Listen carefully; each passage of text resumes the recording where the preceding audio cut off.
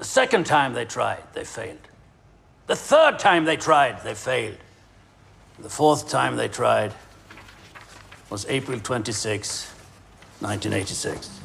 This is Stellan Skarsgård, a Swedish actor who's known for playing everybody in everything. He's like a Swiss Army knife of acting. You need a nebbish scientist? Look no further. Villain? Absolutely. Sex symbol and Mamma Mia? Why not? And more recently, he's been recognized with an Emmy nomination for his performance as conflicted politician Boris Sherbina in the HBO miniseries Chernobyl. Growing up in Sweden, Stellan's very first on-screen credit came when he was 16 years old in Bombi Bitt and I, based on a novel that was inspired by Mark Twain's Adventures of Huckleberry Finn.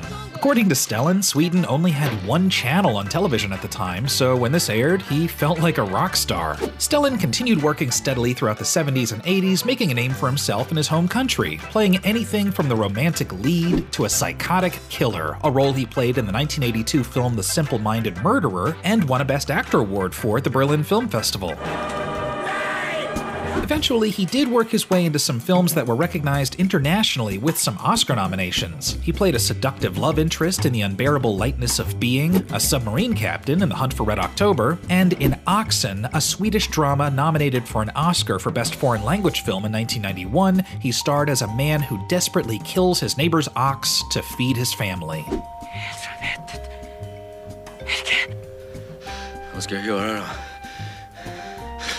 Jag måste göra mat.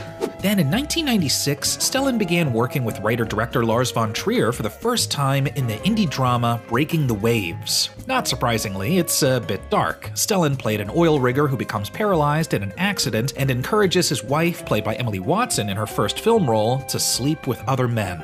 I think she's trying to make me feel guilty. Don't worry, the crippling depression didn't end there. For over 2 decades, Stellan has continued to be a part of Lars von Trier's sometimes polarizing filmography, most recently as an asexual bachelor in Nymphomaniac. Because I don't look at you through the glasses colored by sexuality or sexual experience. At the same time, Stellan started appearing in big American projects. He was an abolitionist in Spielberg's Amistad. He was the professor who wrote that complex math problem on the wall in the beginning of Good Will Hunting. I'm hoping that one of you might prove it by the end of the semester. And a shark bit his arm off in Deep Blue Sea.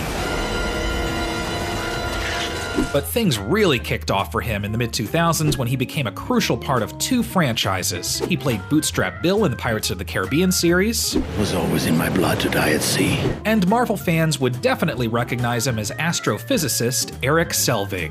It's not a bad thing finding out that you don't have all the answers. As if all this wasn't enough, there are plenty of other Skarsgårds to go around. Stellan has had 8 children, half of whom are actors. Alexander starred on True Blood, Gustaf on Vikings, and Bill in It. And he's worked with all of them at some point or another. The Skarsgårds are single-handedly taking over Hollywood. But there's nothing quite like the original. Stellan Skarsgård's characters are almost never black or white. They exist in this kind of morally gray area. As a result, when he comes knocking at your door drunkenly in the middle of the night, you don't know whether you should let him in or maybe call the police. No matter what form he takes, Stellan will always make sure he delivers a performance that you'll remember.